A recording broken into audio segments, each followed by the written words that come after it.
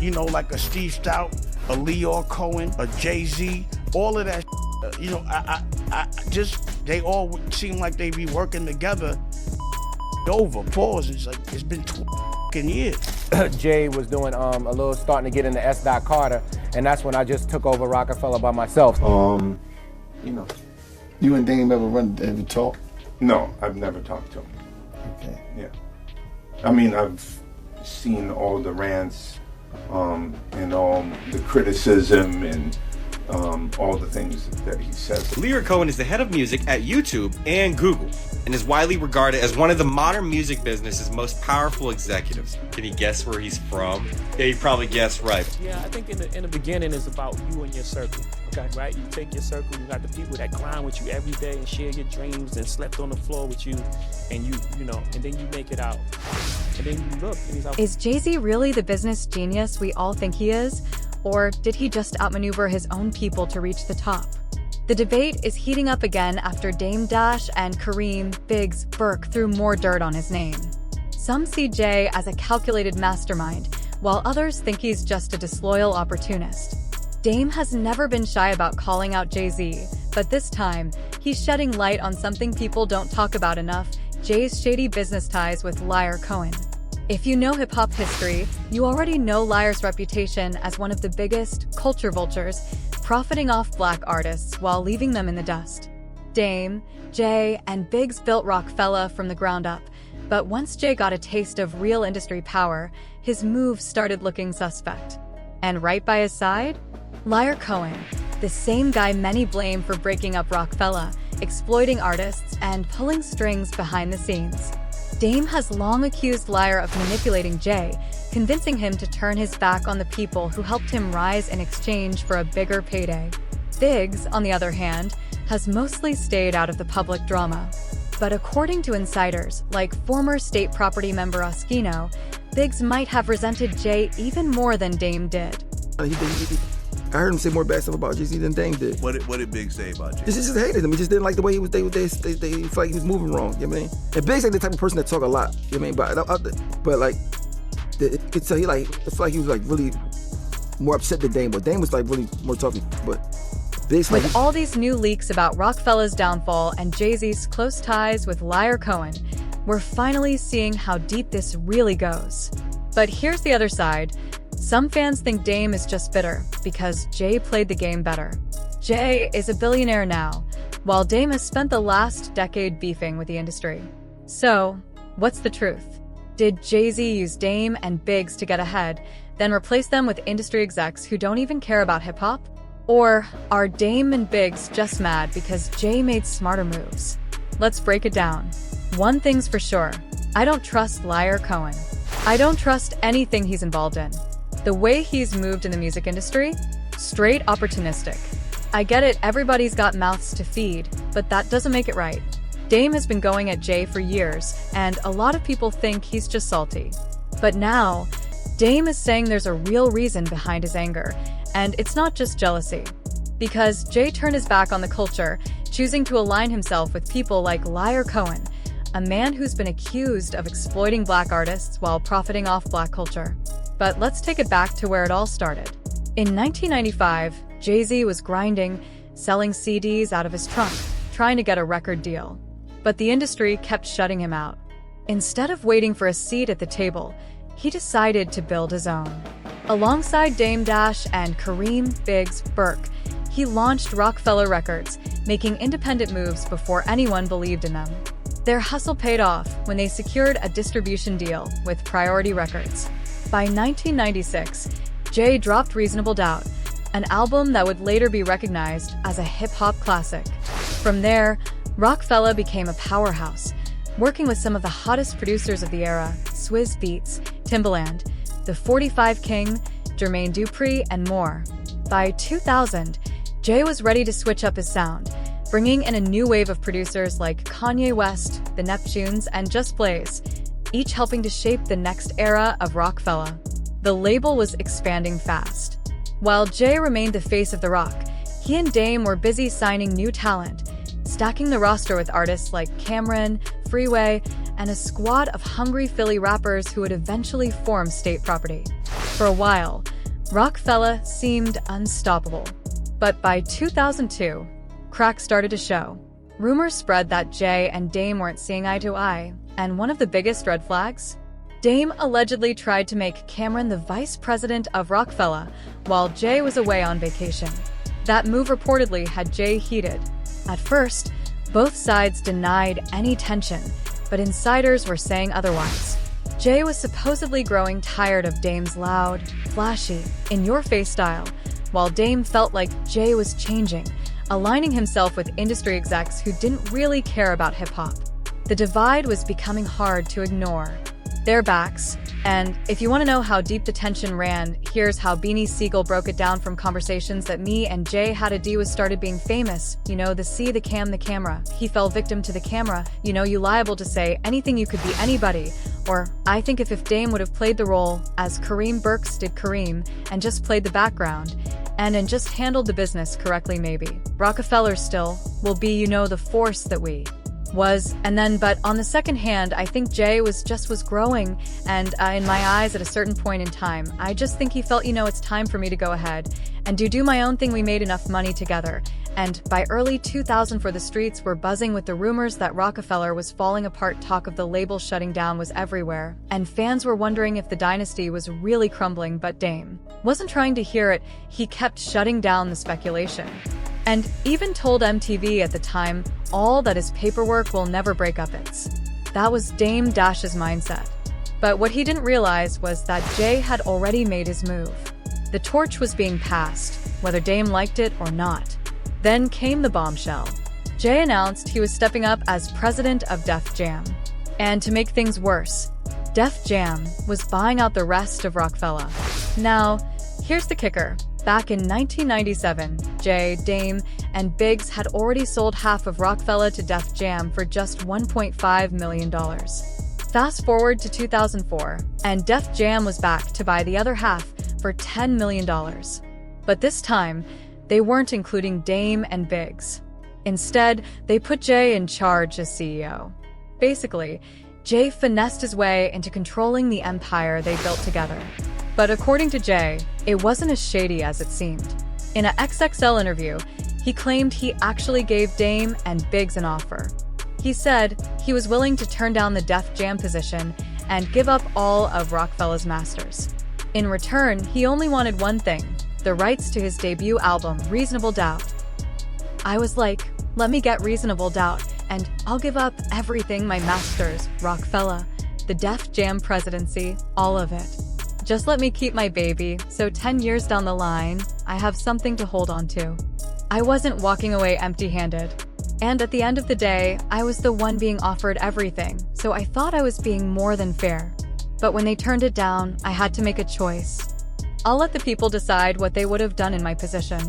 When XXL asked Jay how he felt about Dame and Biggs, he kept it diplomatic. I don't really want to talk about Dame or Biggs. I don't have anything negative to say about them. We're all bosses. But there's only one presidential suite in a hotel. If we're all staying there, somebody's gotta move to another hotel.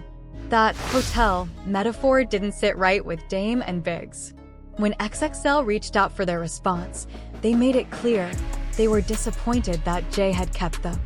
Jay kept the Roc-A-Fella name, and Dame and Biggs weren't happy about it. They claimed he used it as a bargaining chip to try and gain full ownership of the Reasonable Doubt Masters, the one album they released before partnering with Def Jam.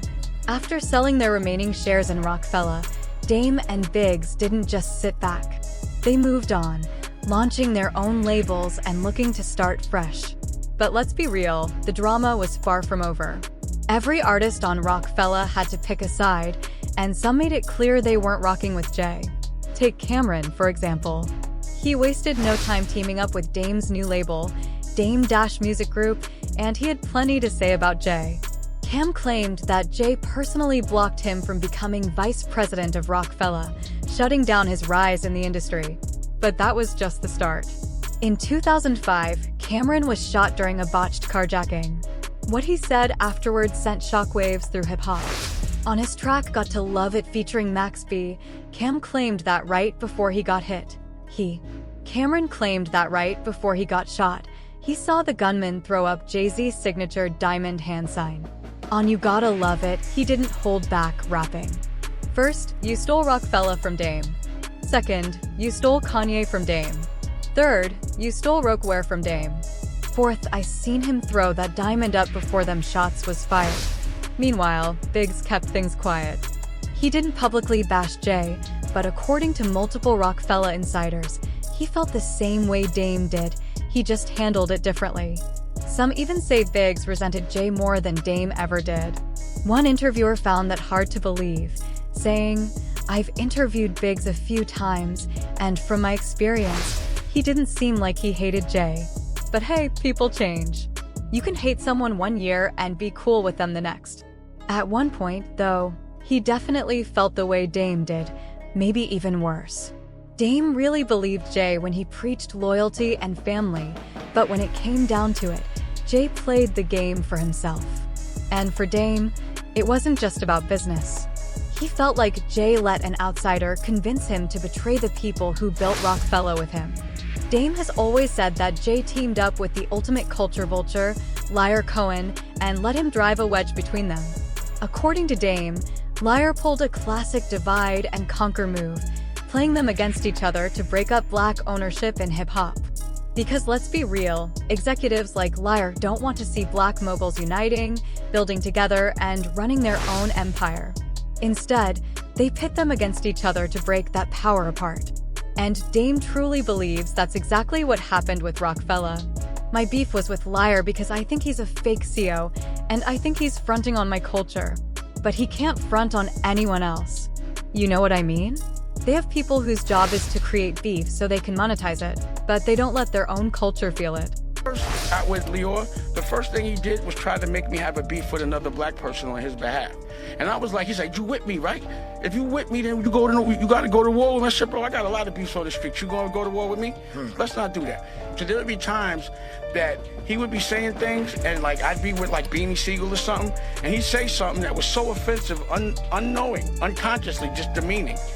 And Beanie would be ready to knock him out, and I'd have to bark on him so Beanie didn't do nothing to him. You understand? I'd be like, "I got it, don't worry." Like, he was just an offensive person. What he couldn't understand about me is that I could have white people working for me. Because he thinks black people could only have black people working for him.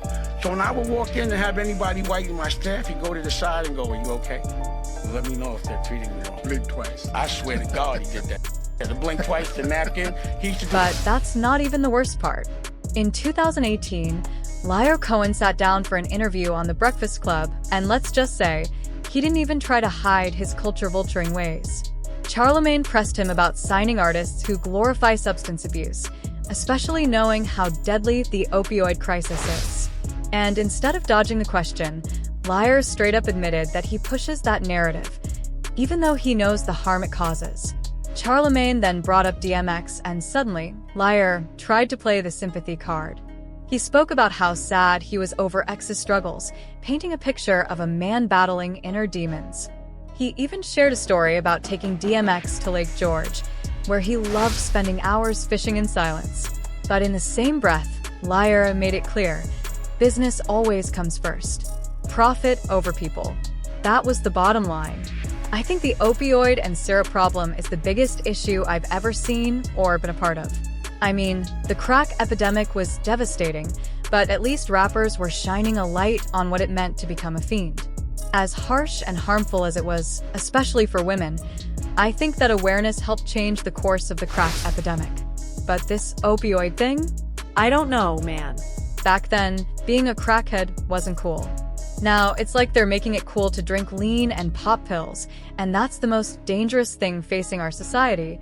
Charlemagne hit him with the obvious follow-up. So why sign artists who promote that? Liar's response? I already answered that. You weren't paying attention. She asked me, talent or issues? And I said talent. But I can't just give up on people, can I? Charlemagne didn't let up. He called out the hypocrisy, saying, that sounds opportunistic. Liar's response? Yeah, well, I got people to feed. I got a business to run. Charlemagne laughed and said, you know Dame Dash is gonna take this clip and call you a culture vulture? That's when Liar pulled his most ridiculous move yet. Who's Dame Dash? I don't even know him. Charlemagne wasn't buying it. Come on, liar. Y'all made a lot of money together. Liar doubled down. I really don't know him. The internet wasn't having it, and when the clip went viral, Dame wasted no time clapping back. Thanks, Liar Cohen, for proving my point. This is culture vulturing at its finest. They make money off of us, erase our history, and act like the real ones never existed. He pays his bills at our expense, but here's where it gets even wilder. Some people believe Liar isn't just an industry exec, but could actually be an intelligence plant. The theory? He's using his deep connections to push an agenda, shaping the music industry in ways that benefit the powers that be while keeping real black ownership out of the game. Some people believe Liar Cohen has a hidden agenda in hip-hop, and it's not just because of his business moves. One of the biggest red flags? He's been caught lying about his past, especially when it comes to his family and background. A major slip-up happened during an October 2023 interview with Vlad TV. When asked about his mom, Liar first claimed she was just a housewife. But later in the conversation, he slipped up and admitted she actually worked for the Israeli government and even helped him land a job at the National Bank of Israel. My parents? Incredible people. I grew up in a happy, loving family with 3 brothers. My dad was the head of psychiatry at Kaiser Permanente, and my mother was just a housewife, raising us kids. It was a remarkable time in my life.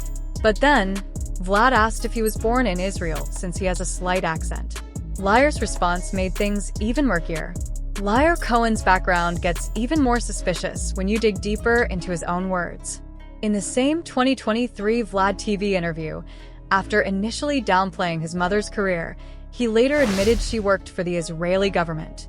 My mother worked for the Israeli government, and when I was born, we went straight back to Israel. Vlad then asked about his early career, and Liar revealed something even more interesting. After I graduated, my mother got me a job at Bank Leumi, the National Bank of Israel. This was right after the Shah fell in Iran, and a lot of Jewish Persians came straight to Beverly Hills. We were counting a lot of money. I was supposed to be a financial analyst, but I ended up literally counting cash. I was making $144,000 a year, but I was miserable. It was a horrible existence. But my mother got me the job. I had a college degree, and I thought that was the responsible thing to do. Damon Dash isn't letting this go. He's standing firm on his belief that Jay-Z turned his back on the culture, choosing to align with industry execs like Liar Cohen just to secure his own fortune. According to Dame, Jay sold out his own people while still pushing a narrative of black ownership and empowerment. Jay, on the other hand, stopped addressing this situation years ago. And let's be real, he's got much bigger issues on his plate right now, especially with his name getting dragged into the whole Diddy controversy. But what do you think? Did Jay-Z really betray Roc-A-Fella for his own come-up, or was he just making smart business moves? And what about Liar Cohen? Do you believe the theory that he was placed in the industry to control hip-hop and keep black moguls divided? Drop your thoughts in the comments. Let's talk about it.